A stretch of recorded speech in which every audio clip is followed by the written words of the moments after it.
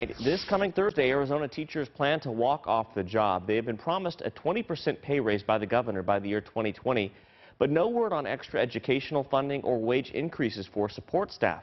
Tonight, our Matt Rodewald sat down with one of the leaders of the Teachers Red for Ed movement. And Matt, I know he started this as sort of a small Facebook group, and this thing really took off.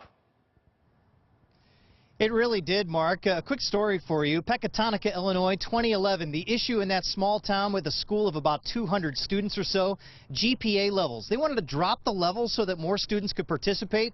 Noah Carvallis spoke to the school board and said, yeah, he's in favor of it. He was 16 at the time. Well, now he's 23 years old. Unknown then, but now the largest labor movement leader in a generation here in Arizona. I'm not a Democratic plant. Nobody in the Arizona Democratic Party knew my name 3 weeks ago. The face of the Red for Ed movement, Noah Carvallis, brushes off the idea that he's a political activist. I'm an educator advocating for educators and students so that we can have an open dialogue on solutions. A Dean's List student at the University of Illinois, he says the only reason he's in Arizona is because he wanted a new adventure like a lot of 20-somethings. I don't want to run Ducey out of town. I don't want to, turn the Capitol upside down. I don't want to bring 50,000 educators down to the Capitol, but I want solutions. Now that Carvallis is in a position to help, he knows that his shallow Arizona roots are making people uneasy with the walkout looming. Being an outsider, do you understand why that's an issue? Yeah, I don't think it matters to me. I think what's made people uncomfortable is there's a group who's taking control. They're taking power over their lives who traditionally in Arizona haven't. And I think that's unsettled some people who are in powerful positions.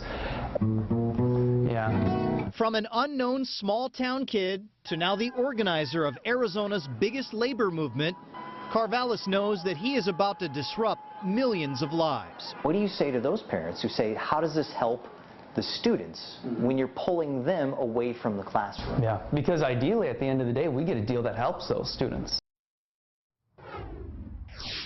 It is pretty clear when you talk to even Carvallis and a lot of teachers that while they support the movement and they support the walkout, there's still some uneasiness with what's going to happen in the few days prior to the walkout coming up on Thursday. Also skepticism about that vote that happened last Thursday and the breakdown of that. Carvallis hinting that the Arizona Education Association might actually release some of the details of that vote so we might get a better feel for where people around the state specifically stand on this issue of Red for Ed.